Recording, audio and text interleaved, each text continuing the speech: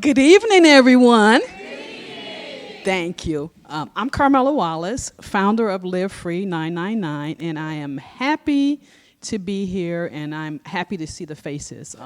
I started Live Free 999 to normalize the conversation about mental health after losing my son, Jared, who is an alum of HF. And I just felt it was just important to continue the conversation that he started, really about mental health and normalizing it, and just letting people know that they're not alone. So today is an extension of that. We have a panel, and we're going to discuss some of the concerns some of your students shared with us. We had a mental health fair last Monday, and we had a survey that followed, and the feedback that we received from your students, we posed as questions for our panel. So again, the mission is to normalize the conversation about mental health and not allow a student to feel alone or suffer in silence. So we want to just keep talking. And so I'd like to present our presenter for today, Ms. Keys Alloway. I got it. Yay! And I hope you all enjoy and really take something from it. Our goal is to have meaningful impact and just to help you continue those conversations with your children. And I always say, have those conversations without judgment. They face pressure, high school, what's next, and the whole thing of life. And just to share a story about Jared, for those who don't know, Jared turned into the artist Juice World, but he started out in band. And band was my thing. I really liked him in band. I love going to the shows. They have one today, which I remember music in our schools. But that was really my thing. But when he made the decision that he didn't want to do it anymore, as his mom, that was a really big adjustment because we all just want the best for our children. But I had to just step back. I saw him performing, and I saw all the passion that he had. And that's one of the only things that he really showed so much passion. So I gave him a year to make something happen, and within a year, he signed a contract with Interscope Records, and the rest is history. But as a parent, I get it because we just want the best. I didn't want him to feel like he had to be a rapper. He had options. And so I just ask that you just listen with a warm heart to what your students are saying. And I'll hand it over to you. Thank you, Carmela.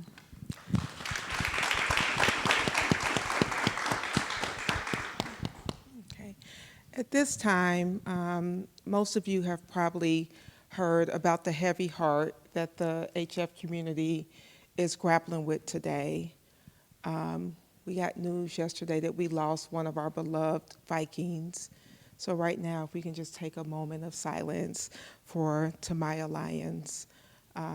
She was a bright, shining star. We love her. We're going to miss her. And we are sending prayers to her family and all of her loved ones at this time. So if we can just bow our heads and just take a moment.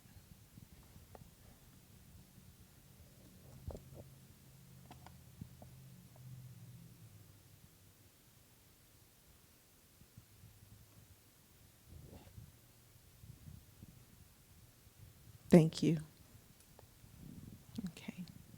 So as Ms. Wallace stated, my name is Keys Alloway. I am the department lead in the counseling department. My background is high school teacher, school social worker. I was also a director of SPED, and I currently have a private practice where I provide mental health services to students outside of work. So we're going to take a couple of minutes, and we're going to have our wonderful panel introduce themselves, and then we're going to jump right in. Good evening, everyone. My name is Kofi Shuck. I'm one of the school psychologists here at Homewood-Flossmoor High School. Hi, my name is Sarah Whitson, and I work with Crisis Text Line. We are a nonprofit that has crisis service via text, so we work with a lot of the student population. Hi, I'm Terry McKean. I work at NAMI Chicago as the director of our crisis and support operations, and I oversee our helpline and our 988 call center, amongst a lot of other programs that we have. Hi, my name is Kelsey Fontano. I work at SunCloud Health, which is an intensive outpatient partial hospitalization program with a few locations. I'm over at the Naperville. Hi, my name is Corey Bell. I am a touring comedian and mother of 5 with a senior over at Rich Township. Hi, I'm Ori Lewis Shidikba. I'm a senior and I'm the president of a Bring Change to Mind Club. Hello, my name is Thaddeus Warren, and I'm also a senior and a senior officer of the club Bring Change to Mind here at HF. Thank you. So we're going to go ahead and get started. This first question is more so directed at Mr. Kofi Shuck and Terry McLean, and others are definitely welcome to add any information at this time. What can adults do to better recognize and respond to signs of anxiety and depression in teens? One of the things I think is always challenging is when you see a behavior change in your child and not quite sure what to make of it. Is it a one-time thing? Is it a longer-term thing? For me, it's always important to really consider, is this a behavior change that I'm concerned about, and is it a behavior change my child is concerned about? And so noticing if it's impacting their academics, is it impacting their relationships with you, with people at school? Are they withdrawing more? All those things are good signals that it's time to have a conversation. And that conversation really needs to be about, here's some things I'm seeing, and I notice this difference from you. Tell me about what's going on. Yeah, and I would just add, I think, because also, you know, as a parent, I think sometimes when it comes to our kids, you know, teenagers and adults already kind of have like a tricky dynamic. So, you know, sometimes a teenager will take the approach like, just leave me alone, you know, and aside from just kind of the daily things that, you know, like clean up your room and that type of thing that can cause kind of like acrimony between parents and their kids. But again, it is important to, you know, some of the major things like when they isolate themselves, you know, things like hygiene, those types of things. But again, it is important to point out that, you know, some things are deserving of feeling sad, you know, so when we're talking about like, you know, breaking up with a boyfriend or girlfriend or not making a team of some kind, those are things where someone, you know, may feel down. But again, over an extended period of time and some of the extreme things is, you know, something to be on the lookout for. Yeah, I was just going to add, I was going to talk about normalizing, right? We all have feelings. They're normal. We want those to be talked about on a regular basis. I think as a parent of a teenager myself, sometimes I'm very caught up in what I'm doing, right? I'm not very present in that conversation. And one thing I always try to work really hard on is to listen, not listen to respond. And that's can be a really challenging thing to do, is just to sit and listen to the conversation and then figure out a response. But so many of us are already figuring out the response in our head so that we miss half the conversation. So that's a really important way of hearing better. And that goes for kids too, because you also want to respond right away as well. And I think just to kind of piggyback off that, I think as parents, it's important to not judge the reasons. I think as adults, you know, different generation gaps, adults may have a tendency to say, oh, well, that's just this. You shouldn't be, you know, but, you know, your kids' experiences, like it's all relative. So the things that they view as important to them, parents need to see the importance and be careful not to judge whatever types of issues that they're experiencing. Yeah, I love those answers, and oh, that was close. And as a student, I would like to say those things are very important, like once you see the signs that they might be going through something, to approach it and try and just comfort them any way you can. But I think also a thing that people forget is that you should probably be comforting and showing the support throughout the whole time before you see signs. And that will stop a lot of the disassociation, a bunch of the enclosed spaces that they put themselves in before you let it get to those such high remarks. And if a kid wants to like not show any of his pains or anything that he's going through, it'll be very hard to see. That's just being honest. If they don't want to show you, then you might not see. But it's very important throughout their whole life to show that you still care and show that they can depend on you even if they don't feel like it originally, or even if they don't want to show. I'm just gonna add, like, not jumping into conclusions because, like he said, you won't know unless we tell you. So I would say just like be like a listening ear. Sometimes we don't need a fix; we just need someone to listen to us, and we don't need solutions for every single thing. And like lectures too, like lectures are great. Don't get me wrong. They basically help us. They lead us, to for our future and stuff. But not everything needs to be a lecture. Sometimes we just need just someone to listen to us, someone we can rely on. So yeah. I know that on the internet, not too long ago, maybe about a month or two ago, everybody was saying this famous saying, "We listen, but we Don't judge. don't judge." And it has been a really true statement because a lot of us, especially as parents, we always say, "I've been your age and you've never been mine."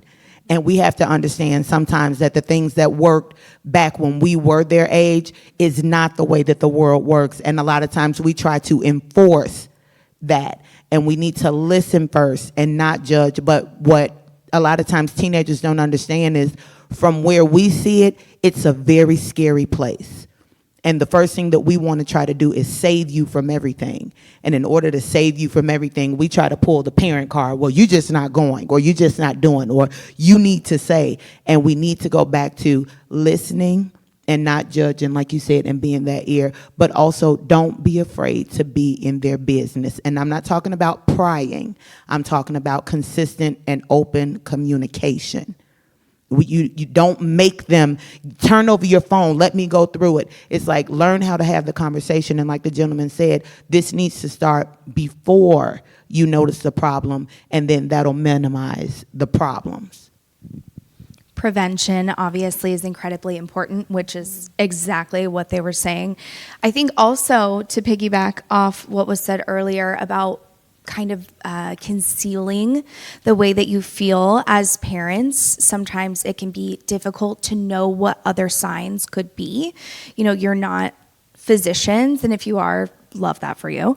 But if you're not a physician and you may not understand that sometimes anxiety and depression also has physical symptoms that can be associated with it. For example, sleeplessness or stomach aches or headaches or, there's other physical manifestations that could potentially be a part of what the emotional turmoil is as well. And it's something that, don't get me wrong, I was 17 once. I loved skipping school, but I had migraines, and it was actually like a side effect of a severe anxiety disorder. And at the time I didn't know, so I couldn't articulate it. So it's something that I know parents aren't mind readers, and you shouldn't be expected to be, but just knowing that there are other ways to look, even if the emotional signs aren't there, the physical signs could be. Thank you. Yeah, so I'm hearing that we want to do our best to prevent. We want to have open lines of communication, and we want to make sure we're validating our kids' feelings. So even though we may not understand those feelings, it's important to validate because that's also a way to prevent and keep those lines open. So thank you for that. Okay. Next question, Corey Bell, Bring Change to Mind students, and then everyone else, if you have anything to add, please do. Let's keep this great conversation going. So next question, how can educators and parents adjust expectations to reduce academic burnout without sacrificing rigor? And how can adults reflect on their own behavior to ensure they're not unintentionally contributing to the problem? Again, we listen and we don't judge. I remember I was 16 and pregnant, way before MTV came out with the show. Yeah, I probably kicked that off. And then senior year, I was 18 and pregnant, so I thought I was really grown. So on top of, I was a Kenwood Bronco, go Broncos. On top of having the stress of trying to, be the best and be in school, I also had a completely separate life because at that time, my mom had checked out. And I think that she felt that it was better for her to kind of step back and let me breathe, which was exactly the opposite of what I was yearning for. I was already burnt out. And after that first baby, it was like, hey, you're a mom now, so now you have to do everything and make sure. And it was like, well, where do we partner in this? You know, where is my support system? And not saying that this has to do, you know, everybody's not having babies and things of that nature, but there are other obstacles that are personal that you may be going through on top of what you're trying to excel and exceed in school. And it's like that burnout is real. And sometimes as parents, we like, y'all don't know burnout. You ain't paying no bills. And it's like their bill is their grade. You know, and again, sometimes we have to just step back and say, how would you like for me to show up for you? We think that we have all the answers, and sometimes we just need to ask. We have to just ask, what does showing up for you look like? Is it just an ear? Is it somewhere that you want me to step in? And just stand back and think about what happens when you listen, and then what your response is and how you show up. Because that's also very important. A lot of times we try to buy our children's happiness. What kind of shoes do you want? Should we go on a trip? What do we? And it's like, just be still. Let's not add on to the layers of the burnout. And now they're trying to figure out how to maneuver around our helicopter parenting. So again, going back to listening and not judging, it provides them a space to breathe, you know, without them feeling like they have to lie or tell half the truth. So we want to make sure that we are intentional with our questions, but making sure that we're giving that ear and that space and not judging what they say that they need from us. Make yourself available. I also think when it comes to parents, sometimes the expectations we have of our students or our kids doesn't always take into account some of the other pressures or typical teenage stress. I think sometimes as a parent, when it comes to like academics, it's like, okay, you need to study, you got to get these grades. If you don't, it might mean X, it might mean something. But there are different routes to success, and I think sometimes parents may have like a rigid way by which our kids can be successful. So some students, there are other ways, and I think we need to be open-minded to different ways. Again, like someone mentioned, what it took to be successful when we were coming up, some of those things are obsolete or outdated, and there are other ways to be successful. Just because someone, doesn't go to Harvard, or someone can go to Prairie State and still be successful. And I think we have to kind of get out of the mindset that if you go to a junior college or, you go to a barber school, like somehow you can't be a productive member of society and you can't, contribute. There are other ways. Okay, I wanted to it's good. I wanted to touch on the first part of it, which is helping students, what educators could do to help students keep engaged in everything without sacrificing the rigor. There are a lot of really engaging assignments that a lot of teachers have started implementing, and that I bet a bunch of more educators will start implementing, that keep people like moving, keep people active. Because there are a lot of assignments that are like long form assignments, a lot of reading, a lot of writing, that's all solo. And the kids that are already really good at working with themselves, they'll keep advancing. But the people that maybe need another push or need to be working with someone else, they'll start falling behind. And that's where that divide starts to show, and people think that they're less than others because they don't learn the same way.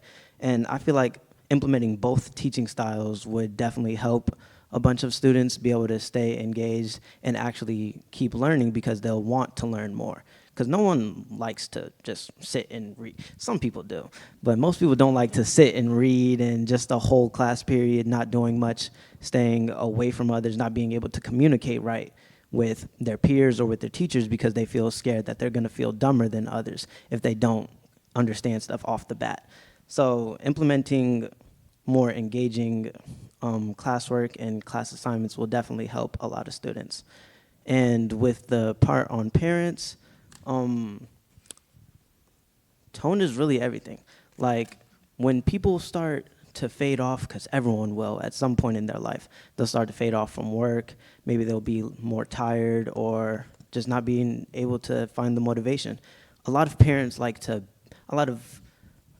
wouldn't like to say old school parents, but a lot of old school parents, they like to just think, oh, you're not trying hard enough if you're allowing this assignment to slip. And they just badger.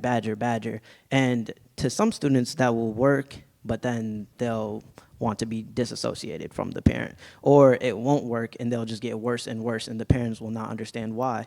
Well, maybe it's because you're not listening to your kids. And a lot of kids, they won't off the bat say exactly what they need, which is what a few of the other panel members have said, is you have to be willing to listen and just engage with your child, even if you have to start the conversations.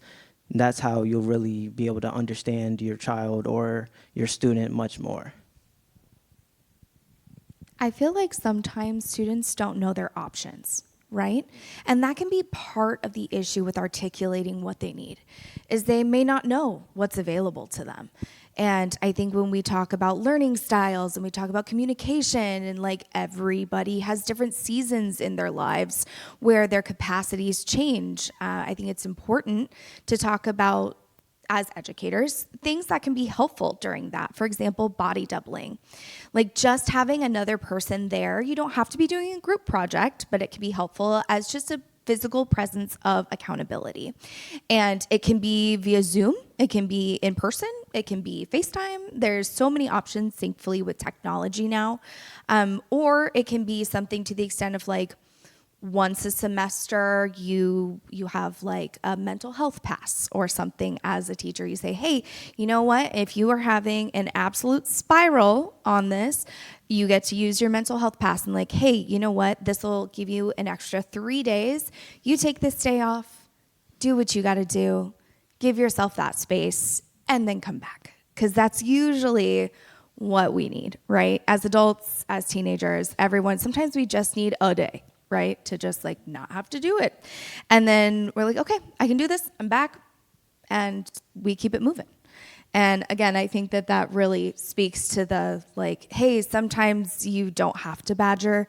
And again, everyone goes through seasons, so it's okay to have a day. And I think the more that we like give each other that day, the better it'll feel. I'm going to jump on that.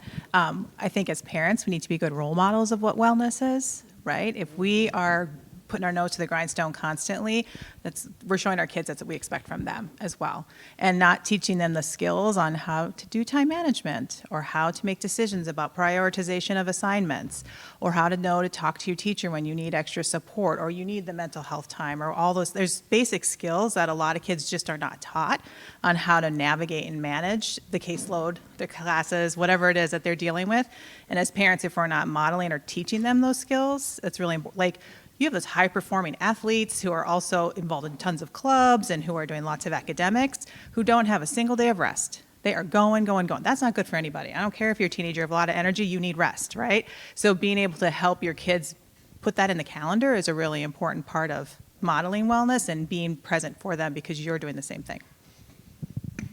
One other thing I'm hearing a lot of too is priorities, right? And as a parent versus an adolescent, you might have different priorities, and that's okay. But I think getting on the same page is, hey, if a parent's priority is to get straight A's, but maybe the teens is, I want to go D1 in soccer, understanding where that other person is coming from and trying to figure out, okay, where's the wiggle room then, right? And how do we make this work? Because if we're just bashing as to what we're trying to understand and what we're trying to get out of it, it's just going to create more conflict and neither one is going to get their needs met. And let's be honest, as parents, we have to understand and look at our kids sometimes and not all the times and say, hey, we don't know either. Sometimes we just out here winging it. And I understand that we have to be the first example of what a superhero is to our children. If they are afraid, we comfort them. If they're sick, we make them well. If they, are cold, we make them warm. But sometimes, especially when we have young adults that are a little older, if this is your first child, or, sometimes we just have to be brave enough to say, baby, listen, I have no idea either.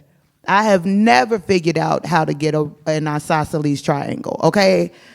I mean, you know, and you have to be brave enough to stand in that space and say, listen, I don't have all the answers, but let's figure it out together, because you're burned out and I am too. And the one thing that drive parents to doing the badgering, like you were talking about, is when we ask a question and you just go, I don't know. And we're looking like, well, what do you mean you don't know? That's when it all kind of kicks off. And you have to understand, some of them really mean, I have no idea why I feel this way. I have no idea why I'm burned out. I have no idea. And you're looking at your kid and you're going, I thought all was well, because you're not getting in trouble in school and you're coming home and you're doing what I thought you were supposed to do, but you're closed up in your room. And now I also don't know. So now we're both burned out together. Let's create the team and figure it out together. But parents, in all things, grace, and be okay with saying, hey man, I don't know either, so let's figure it out. I was just gonna say, parents should also reflect on how they're pushing us. Like, I was gonna say that sometimes parents might push us based on what they want for us or what they wanted at their age, and they see their younger selves in us. And while I do understand that it's not really the best to push us to do something that we don't want to do, or to just push us because those are the expectations, because times back then and times now are very different, and it's better to be realistic, because then you can also explain to your kids that, oh, I'm only doing this, because I see a bright future in you or whatever. And I would also say that if, like Thaddeus said, if the child is slipping or they're not doing what they're supposed to do, or you see like a drastic change, is because something is going on. It's the start to something. So it's better to inquire and ask, because it's probably gonna progressively get worse. So just paying attention to that is pretty good. Thank you. Yeah. So a couple of things I heard, is to meet kids where they are, you know, be open. Every kid is different. As we know, they have different goals. We have goals for our kids, but they have goals for themselves. Being transparent and just being honest with our kids, and then listen without judgment. I mean, that's like one of the main themes tonight. Yeah. Okay. Next question, Kelsey and Sarah, take the lead, please. And then, how can we equip teens with the skills to navigate peer pressure, especially around substance use, sex, and online behavior? I can start off. I think the first thing is not to be afraid to have the conversation. You'd be surprised by how many people I see that, no, my parents never talk. I mean, I know about sex, but my parents never talked to me about it, right? But we need to have these conversations. We need to have them starting younger. We need to have them often, because they're happening whether we want to talk about it or not, right? So we need to make sure that we know what are drugs, right? What is going to happen at school? What is going to happen outside of school? What's going on, and how do we be safe about these things that are actually going to happen and they're going to impact us? I think that's the first thing that I always tell parents is, don't be afraid to have the conversation, and then let it go wherever your teen wants to take it. Right? They might ask questions. They might just want to sit and absorb. They might say, "Oh my God, please stop talking about it." And you know, it'll be 5 or 6 talks in that you finally get somewhere, right? But you need to have the conversations to start addressing it and normalizing it too, because these things are happening, right? It's not something out in the blue that maybe they'll get to. No, like, it's happening all around us, and we need to make sure that they know that too. I think we can't see the results or outcomes that we want if we're not involved. So if you want your children to participate in safe sex, if you want your children to call you when they get drunk and they can't drive, when your kid tried weed for the first time and is having a total meltdown on the living room floor, speaking from experience, you know, those first time things that will happen. Just like what Kelsey said, this is a universal phenomenon. It's going to happen whether you want it to or not. So if you want it to be in the way that you want it to go, in the safest way possible, in the most supportive way possible, you have to get involved. And that's super uncomfy, right? Like, nothing worse than talking to a kid like, so, drugs? Like, it's just not something that's ever going to feel amazing. But that is, unfortunately, our role as adults to say, like, hey, this is the thing, and you probably know about this thing. And I'm going to talk to you about how to do that thing safely when you're ready. And when we talk about peer pressure, a lot of things is this is an individual thing. It's when you're ready on your own time. It's going to happen, but if you're not ready, hey, that's not for me right now. It's cool. Like, there's nothing wrong with that. Or I'll get there when I get there. And I think it's also difficult to reinforce to teenagers that, like, hey, just because your friends are doing something doesn't mean you have to, because, like, that's a really difficult, isolating experience for them. And I'm sure that's very relatable to all of us. But at the same time, it's like, hey, you have to be able to know that what's good for you is good for you when it's good for you. And I'm here for whenever that is. And it's not my turn to tell you whether it is or isn't your time to try drinking for the first time, or to try weed for the first time, or whatever. As parents, this is a whole we listen and we don't judge. This is a listen and we don't judge. It's not up to you to say if they are or aren't ready. It's up to you to say, okay, this is going to happen, and let's make sure that we're safe about this happening. Well, I failed that part. Again, I was teenage mom at 16 and again at 18.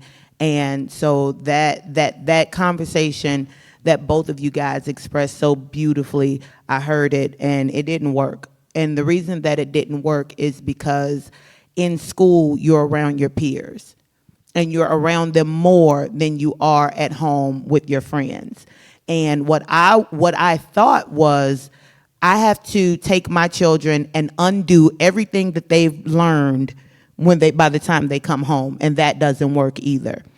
It's different for me. I was blessed to have my husband in the home, with our boys, which is different than with the girls. With the girls, what I did was the Jedi mind trick, and I guess it worked because none of them had babies.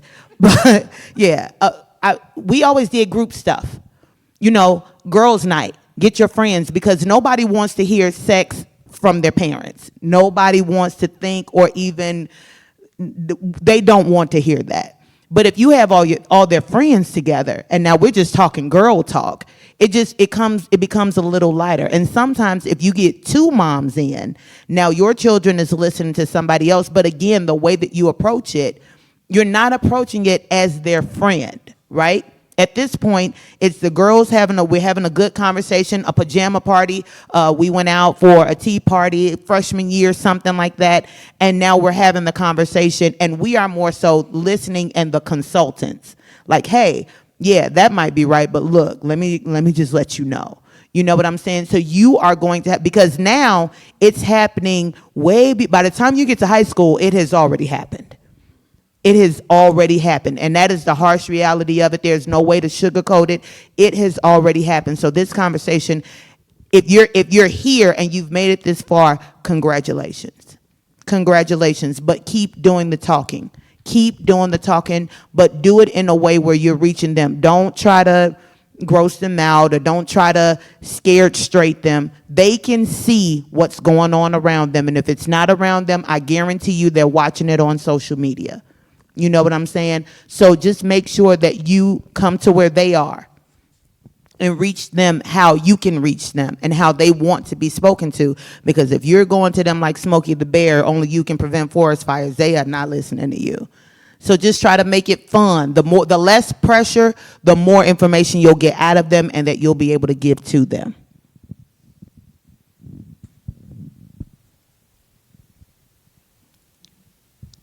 Okay. Hot topic. Okay. Yeah, and I'm not a. Y'all have nothing, huh? They said no. Yeah, no thanks. They're grossed out and they're done. Yeah. I was like, let's wait for it. Wait for it. Hamilton. Okay. Okay. Well, in honor of May the Force Be With You from yesterday, although I'm not a Star Wars fan, all things Disney though, but Jedi mind tricks. That's what I heard, right? We gotta like cajole them and massage them and maneuver around them, right? Finesse them to continue to build that bridge and the relationships so that they feel comfortable, so that they feel open, and so that they are willing to engage us in those conversations. So thank you. Okay, Corey and Kelsey, lead on this next question. How can parents create safer, more supportive spaces for teens to express emotions without fear of judgment? I think the biggest thing is just to be open to have the conversations. And like a lot of people have been saying today, have them early. If you're going to your kid after you've noticed that they've been isolating, they're not hanging out with their friends, their grades are slipping, we're far gone at that point, right? We probably need some additional help. Having those conversations early so you can talk about the good days, you can talk about the bad days, a breakup, a failed test, before they escalate into these bigger things that then we need to intervene on. Right? Early intervention, I think, is going to be a really big piece. And exactly like they've been saying too, ask how they want to be treated in those moments, right? Do you want to vent right now, or do you want me to come up with a solution for your problem? What do you need in this moment so I can help support you in the way that you want to be supported, not what I think is best. Yep, it goes right back to what I said, creating that safe space. Like I said, I'm an entertainer. So I always think fun. And whether it's with my friends or my family, they know that if it's too difficult, too complicated, I don't want to do it. I always think in all things fun because we always have so much to worry about. Those kind of safe spaces have to be created before school starts. You start that in the summer. You know what I'm saying? You create whatever the thing is. Whatever that thing is, you create it, start creating it before the school year starts so that when it presents itself during the school year, it's like, hey, all right, let pinkies up, pinkies up. We're about to have this conversation because something is happening, but we've already, you have to get in front of it. And that's the way that you create that safe space. You make sure that we, again, the common denominator, we listen, that we don't judge. We ask them how we want them to show, how do they want us to show up for them? And then we create a fun, safe, relaxed environment. Now we're not trying to be them. We're not doing all of the TikTok dances. Like, don't do that, please, because now they're looking at you crazy. Don't try to create a TikTok dance with your kids. Let them do that. But just, if that's their thing, then maybe that's what you need to do, because they already have the access to the vices that we don't want them to have to use to cope. So create our own vices in our own spaces before, so that when the time presents itself, they already know where to go and what to do. And make sure that you confirm confidentiality. It's very important that your kids are able to confide in you, knowing that you're not going to get right on the phone and tell their auntie what's going on. That is a big deal. A lot of times when something goes bad, the first thing that mamas do is we get right on the phone. Girl, your nephew got suspended today. And it's like, I already feel bad about getting suspended. You've already gotten on me about doing it. Let's not put the scarlet letter on me and have the entire family or friends or whatever always remind me of what's going on, because that's adding to the stress and the burnout. And I thought that I could confide in you. Like, this was our safe space. So never, ever, ever, if you have to, unless it's a danger where you need to go to someone else and say, hey, I'm not sure how to handle this, let's make sure that we keep that trust and that confidentiality, because all you got to do is break that and embarrass them one time, and they will never confide in you again. So that is super important. And I see all the teenagers and the students nodding, so I know that I did that right? Okay, all right. I think that also goes back to the parent piece of, we have to set an example of how to take care of ourselves. We were talking about confidentiality and needing a space to vent and needing a space to, hey, I just need someone to listen. And that's where, again, that's a great place to set an example of, like, go to therapy or whatever you have access to in a safe and confidential space. And that way, as a parent, you still have the capacity to listen to them with that confidentiality piece. And again, great modeling of, like, hey, this is a way to take care of yourself. This is important. It's okay to vent. It's okay to talk to a trusted individual. And for them, that person is you. And you can continue to model that by showing up for yourself. And also, you're not supposed to be everything for everyone, right? Like, let's just put that piece out there. Like, oh my God, you're doing so many things.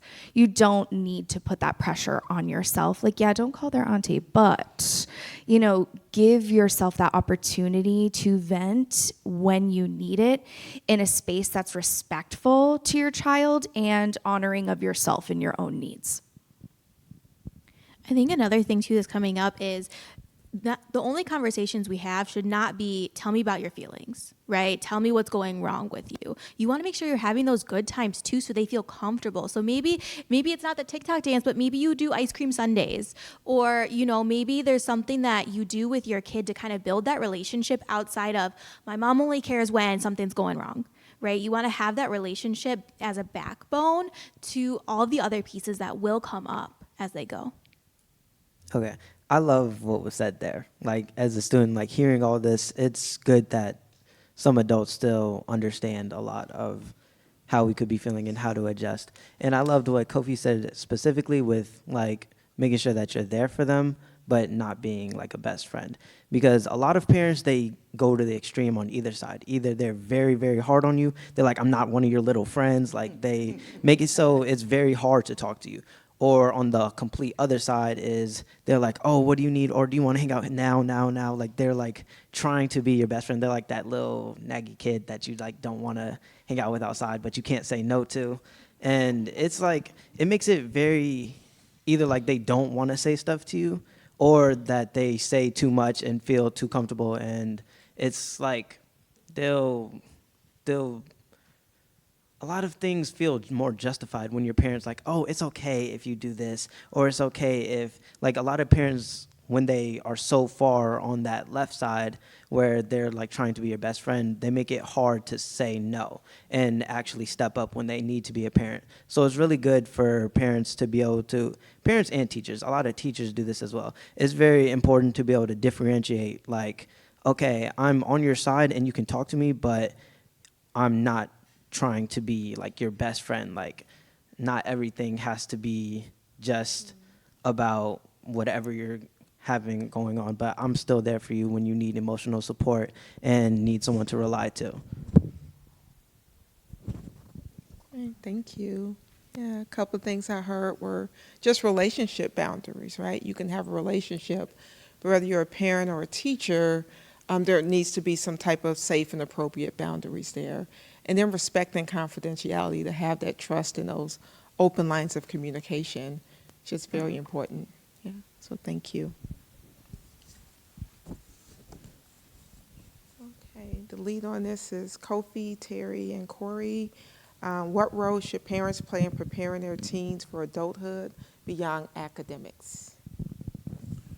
So one thing that I tend to see a lot of times with seniors is like, you know, your kids, they go through their freshman, sophomore, junior year, and then at some point during their senior year, they realize that, like, oh, wow, it's coming to an end.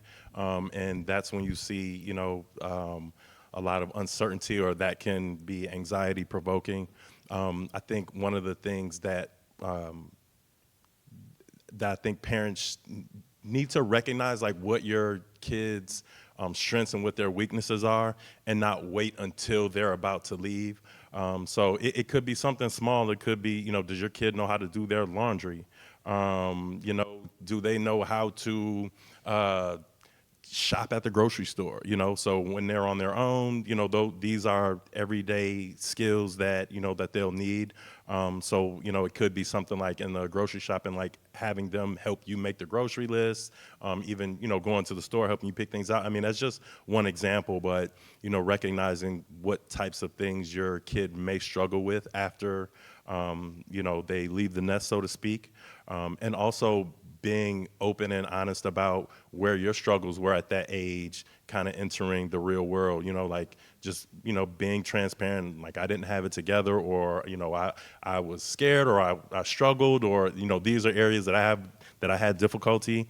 And I think just by sharing that, it kind of normalizes it for them, and may give them, empower them to talk about some of the things that they, you know, worry about, you know, once they enter the next step of their lives.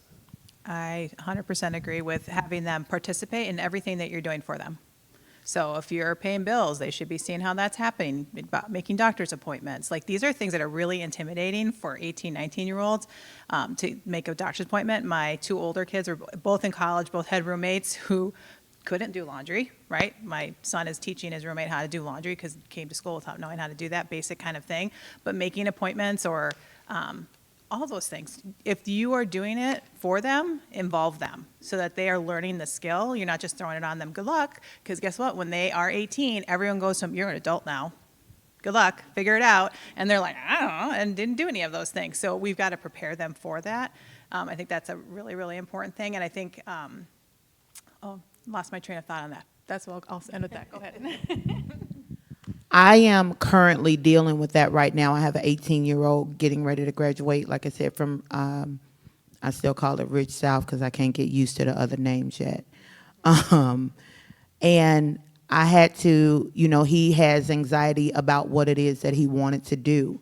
And he knew right off the bat that college isn't what he wanted to do, because he said to me, I don't think that I would be responsible enough. And I thought that that was a really mature thing to say, like, I have problems getting up for class, and when you're waking me up, you want to let me do that by myself. And his anxiety got really high. And so what I do is I just reassure him, and I ask him, what is it that makes you smile? What do you think about and you get excited? Like, what do you do throughout the day? Or, what's one of the things that you love to do and that really makes you happy? And then we find the career around that, and then how to get from A to B to there, and at the beginning he was like, I don't know.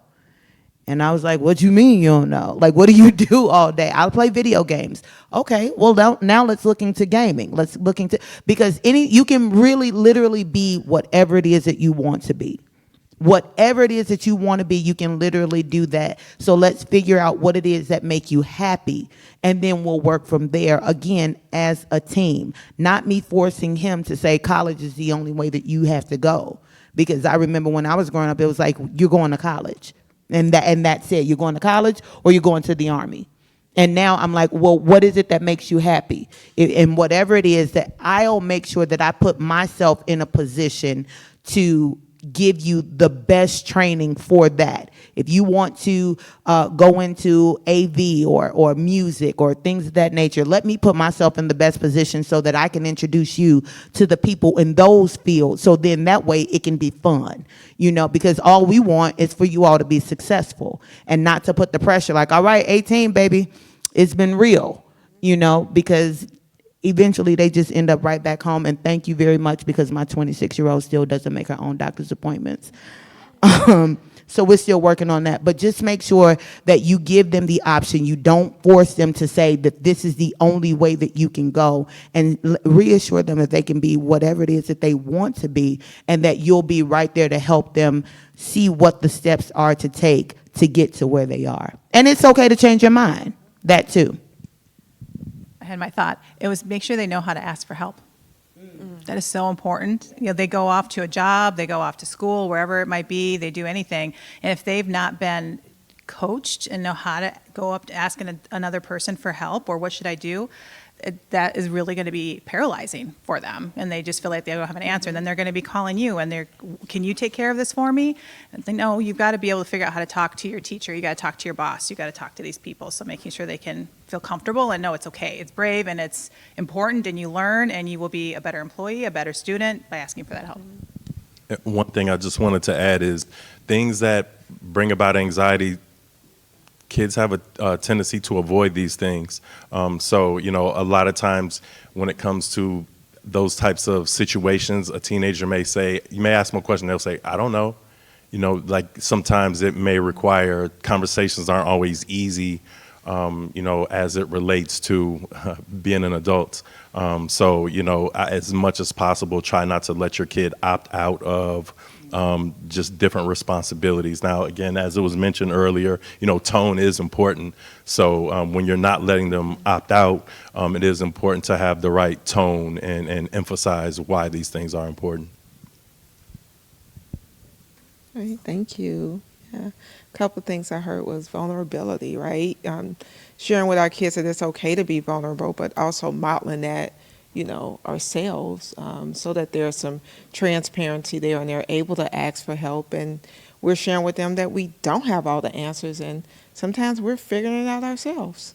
Yeah, I mean, that's powerful, because then kids can feel like it's okay not to know and okay to struggle, and normalizing that anxiety is a part of life, and how do we use that, right, for our benefit. Yeah, thank you. Okay, this question is for all panelists. How is social media and the pressures tied to it shaping teens' mental health, identity, and relationships? What messages are teens receiving about perfection, and how can adults support them in developing a healthier sense of self and a more balanced relationship with their digital lives without shame or judgment? Okay. I definitely wanted to start this one off because I'm very passionate about it. Because social media, like in our day and age, has been such a great tool to be able to learn from other smart people without having to go to tutoring and be face to face. Like, it's just such a great help for people all across the world. But it also, with that help, brings a bunch of comparison, like comparison in every way. If you look a certain way, if you're a certain intelligence, if you don't have a 3.9 GPA, then you must be dumb. Or if you're not 6'5" and star D1 and you're not as good as the things that you're still passionate about, it's like, why do you even want to try? Like, it's very easy to lose motivation when you have such high people in high spaces in the same age as you doing so much better, as a lot of students would like to think, than you. And it's very quick to compare yourself and just degrade yourself and lose that motivation, that even if it's in the highest things that you love to do so much. And a lot of parents, I feel like this is a common theme throughout the whole panel, but just being very engaged in your student's life, like celebrating those achievements that maybe they didn't think was as big goes a long way.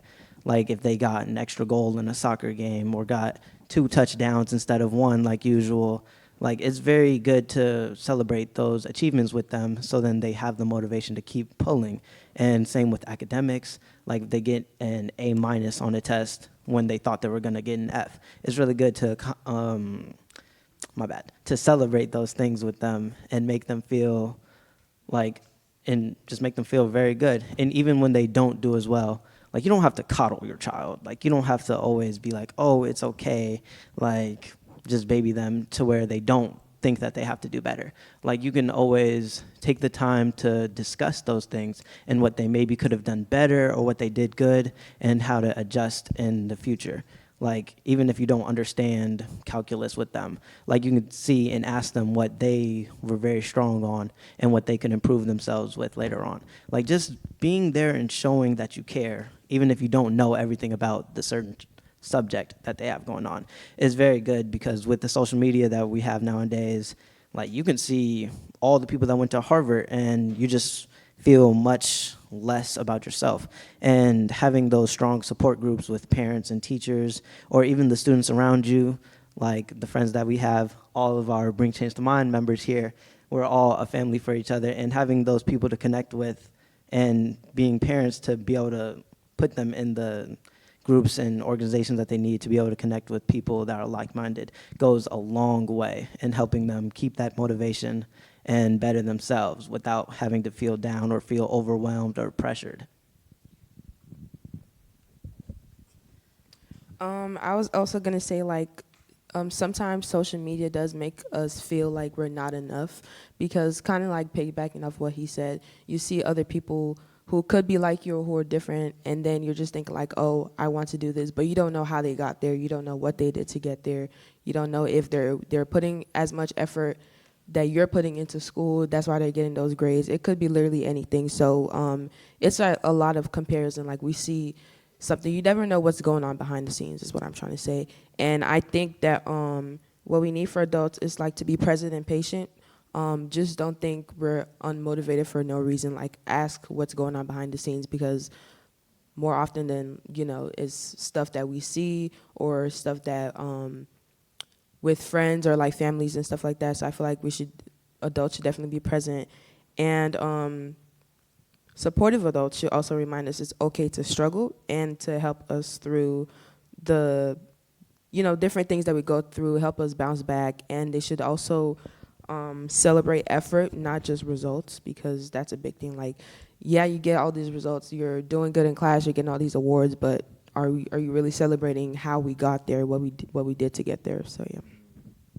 I think one thing that I talk with a lot of parents about is coming in with like an all or nothing perspective, right? If social media is bad, I'm going to completely take it out of my kid's life, or I'm fine with it. Go on it for as long as you want. And I think having a little bit of like a mindfulness approach to it, or you know what? It's not realistic to completely cut social media out of my kid's life. They're going to find a way. So how do we do it in a way where we can talk about, do you know what? Instagram is fine, but TikTok, I've been going through some bad reels. We're not going to do this. So like, let's talk about what actually is impacting you and find a way that works for your kid, because it's not going to be the same for everyone. There's different things we can monitor, maybe the amount of time, maybe they're spending 6-7 hours a day on social media. Okay, can we cut it down to 4, right? Can we do some realistic changes here that are not going to completely ostracize your kids, but still going to make some lasting impacts too, on how to help support them through all of this. This room in itself is not going to fix the downfalls of social media, but we can add support and we can talk about what's coming up. The other thing that I think is really important is building sense of independence and sense of self, right? Because if we're going into it and we understand, hey, that person's living their best social media life, that's not necessarily what's going on, exactly like you guys were talking about, then maybe it's not going to impact me as negatively. And being able to have those conversations and kind of understand some of the pieces beneath it can be really helpful. I think acknowledging that social media is both a blessing and a curse is a good place to start. And again, the all or nothing approach rarely works with anything. But again, we're talking about being role models. And if we're on our phones constantly, that's not modeling good behavior for them. And also, I don't know about you, but doom scrolling the news, not great for my mental health. Have to be like, okay, I'm going to take a break. Like, I'm done with that for today. And it's okay to say like, hey, I'm consuming way too much on social media as their parent, and say, hey, I'm going to take a break. It's making me feel like crap, and I don't want to do that. And again, that's good for you. It's good for them. It's both things. But also, social media can make huge connections, huge networking opportunities, really incredible business proposal opportunities. Like, I own a small business. Social media is a huge way to showcase your work and reach people. As we're talking about kids wanting to do different things with their lives, social media may be a huge part of that. So also utilizing and understanding that social media can actually help them fulfill what they want and what they need in their lives. And hey, if that means that they've got to learn, how to do CapCut or whatever, then that's what that means. There are certain things and certain tools that can be extremely helpful long-term because of the age of technology we're in. So also, if they're learning something, and I think that it's being used in a positive way, and also we're modeling like what the negative side effects could be, how to mitigate them, how to talk about them. Again, this is a lot of we listen and we don't judge. All of that, I think, and also, again, just that reinforcement that this is someone's highlight reel. And if you're not showing your highlight reel, that's totally okay to be a private person. That is well within your right. But the people who are showing you their highlight reel, that's all it is just the highlight reel. You're not seeing anything else. And it's hard to put that into perspective sometimes, but that reminder can be really helpful. All right, so this is going to go completely against all the things that parents believe in. As an entertainer, I am literally on social media all day, and because that is kind of my job. I get checks from Instagram and TikTok. I make, that's a stream of income for me. But let me say this directly to the students. Number one, comparison is the thief of joy. Don't compare yourself and your journey to anybody, because your walk is your walk, and nobody else's walk is going to be like yours. Number two, T.I. said, if you live for the cheers, you'll die by the boos. That means don't understand that the same people that'll put you on that pedestal and they'll tell you, okay, clock that, will be the same one that'll kick that chair from up under you the first time that you make a human mistake. Those are the same ones that'll write on the blogs about you whenever you become human. So those that are like, okay, we see you, as soon as your shoe is untied, be like, girl, she is becoming unraveled. So you have to understand that you need to create your own sense of self-worth. What you put out there is what you stand for, is what you believe in, and you're confident in doing that, and be okay with being human. And not everything has to be perfect. What you should do is what I like to do with my friends is create a real life circle. That means people we see what goes on social media, but we don't see the people that are doing real life stuff. Create a circle with you and your friends that shows the real life, because we can all see that we made it, or we got the basket, or that we got the degree, or that we got the status, but nobody really shows you on social media how they did it, because you have to give it to them in 60 seconds. Everything is a microwave. If you don't capture it within 60 seconds, people automatically stop paying attention. It's very easy for me to watch a 60-second roll than something that I see 3 minutes. If that first 16 seconds is like, well, this is how it happened, we're not watching that. So create that real life circle with your friends so that you understand that, yeah, you can also achieve that, but let's go through the real life steps. That is very, very important. Like when I talk to the people that I'm currently on tour with, Cat Williams right now. I'm standing on the biggest stages in my life. We're looking at 15 to 20,000 people every night. I just did the sold out United Center. Absolutely amazing. I almost threw up on the side of the stage before I went up twice. And that was my real life, but I couldn't show that. I got to show the part where I went up and everybody was standing up and clapping and looking at my outfit. If they would have saw me pacing back and forth, the media would have said, well, she's not ready to be up there. I don't think she's qualified for that position. I don't think so. For me, it's like, how do I protect my brand? I only show what the media needs, and that's the social side. But I can come in front of you guys confidently and say, I've traveled from across this country, and every night before I go on stage, I almost throw up on the side of the stage, because I've never seen so many people in my life who did not know my name. And in 10 minutes, I got to get these people to know who I am, and I have to make them laugh, because I'm only as good as my last set, and this is how I feed my family. But I can't make a reel for 3 minutes saying that, because y'all not paying attention to that. They're like, okay, I see you with your Jordans on. That's what they want to see, So just make sure that you're creating this real life circle. With social media is fine. And if you found a way to make money on social media, continue to do what you got to do. But understand that it's just social. Your real life is your real life. And understand that you can put that out there, but you do that after you already have the status. Because once you have the status, they'll listen to whatever it is that you got to say.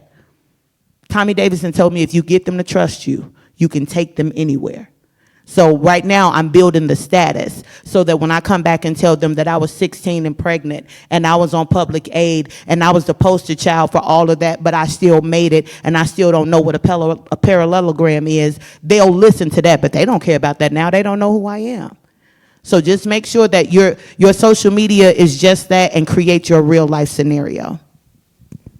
And that's my TED Talk. Yeah, thank you. Thank you. Yeah. The journey, right? Yeah. I mean, what we see is not realistic. I always say people show us who they want us to see, right? And social media has so many great things, but there can be negativity within that. And I'll share in our transparency, we were joking up here before the panel started that if this didn't go well, I was somehow going to take the tape where it needed to go and it was going to end up in a puddle. Right? We were all nervous. We were just kind of joking about that, earlier. And I don't know if I look nervous now, but I was a nervous wreck beforehand. So people show you what they want you to see, but remember, we're all human. And for the people that are going to judge, they're going to judge, but they don't even know what they're judging because they don't know who you are, and they haven't taken the time to know who you are. So again, that circle that you have around you, those are the people that care about you. Those are the people that love you. Those are the people who are going to be there for you and will defend you because they know you. So protect your peace, and it starts with the self-concept and who are you, right? And feeling good about who you are and what you bring to the table. And remember, everyone has their own journey, and there are roads and curves and mountains and, you know, swimming pools and oceans, and we all cross that path differently, but we're all valuable. And social media is a tool, but what you see on social media it's not real. It's just not. Last question. And this is for all panelists. What role should parents play in preparing their teens for adulthood beyond academics? Oh, yeah, it was similar. Yeah, it was a little bit similar. So I'm gonna throw a question out there. I was going to say. So we've been talking about mental health, and we've been talking about what parents can do and what we can do.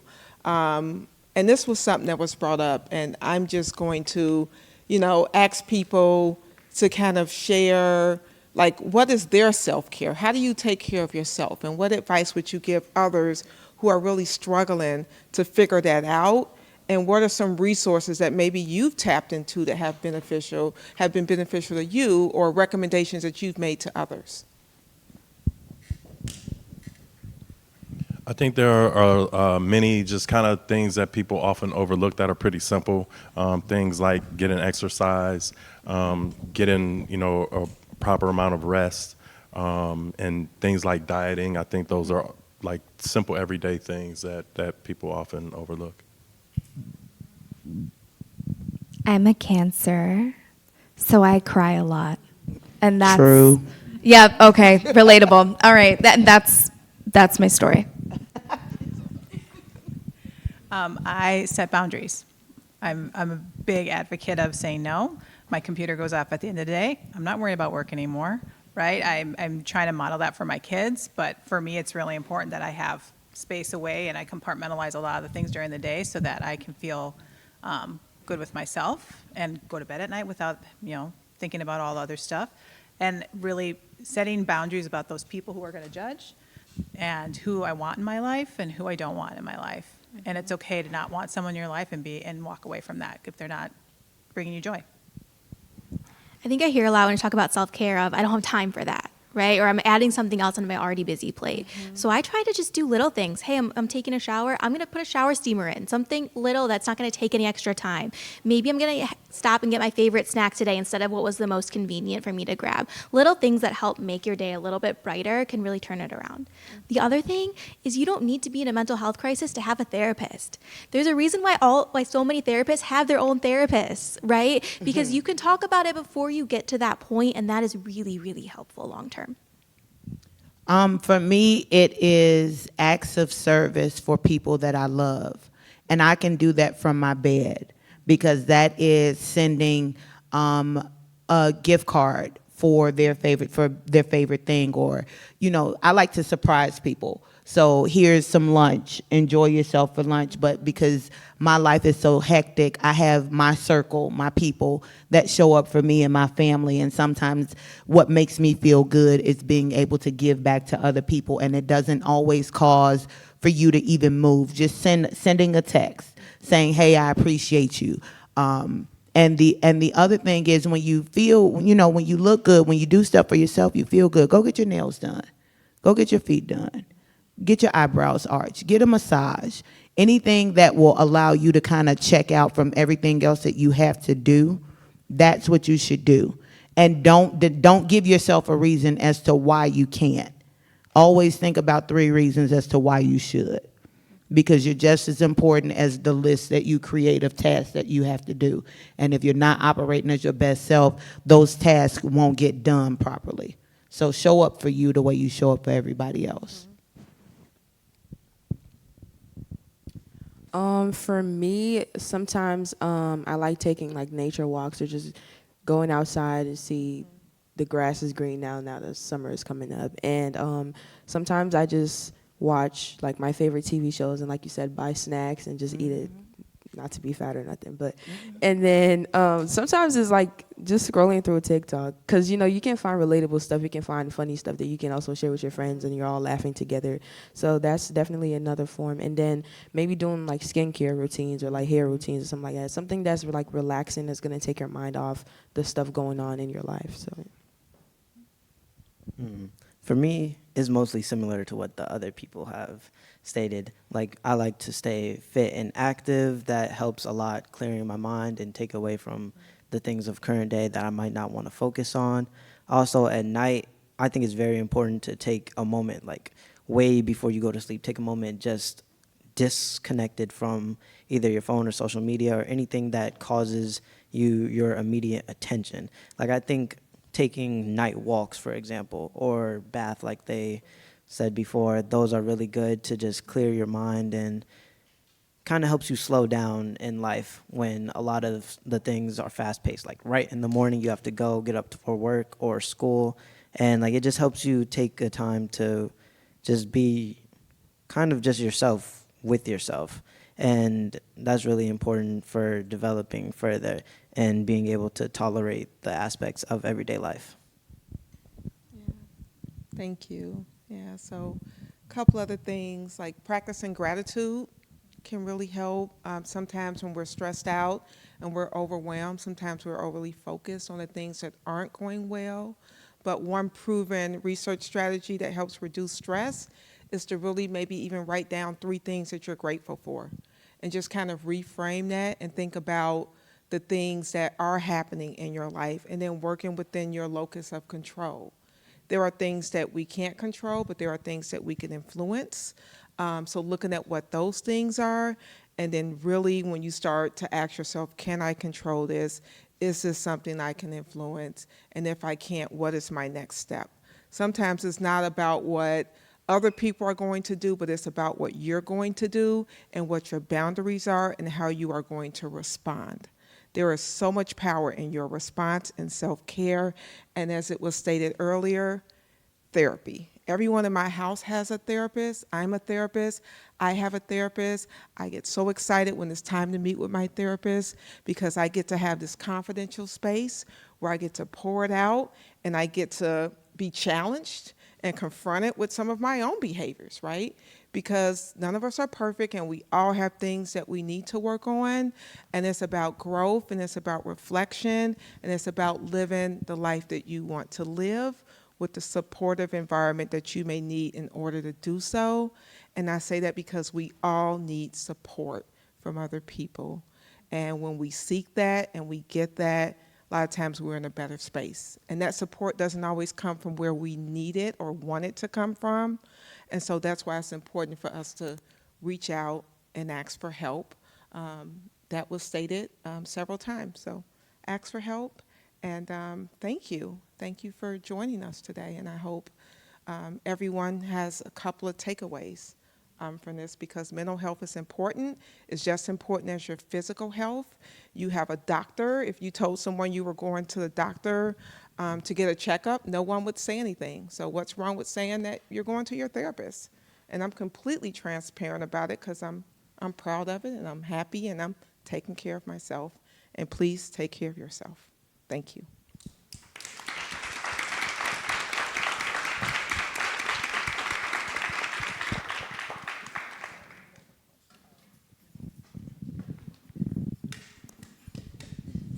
So thank you everyone for attending. I hope this was helpful. And just to say what's been said a lot, it's just important to listen to your children. And I said it once before that you listen and you take the judgment off and then you'll be surprised. I learned with Jared, and I didn't learn this to really after he graduated high school, to really have those conversations with him where I was listening and not judging him. And it got to the point where he was telling me so much stuff and it's like, I don't even want to hear it, what he would say, but he trusted me enough to share it with me. So it's just important if you want your children to trust you, you have to be trustworthy. And so just thank you all for everything, and I just pray that you listen to your children and that you could walk away from something from this. And it's just the beginning of deep conversations you're going to have with your children. So thank you. You all have a great night, and look forward to doing this again. You all take care.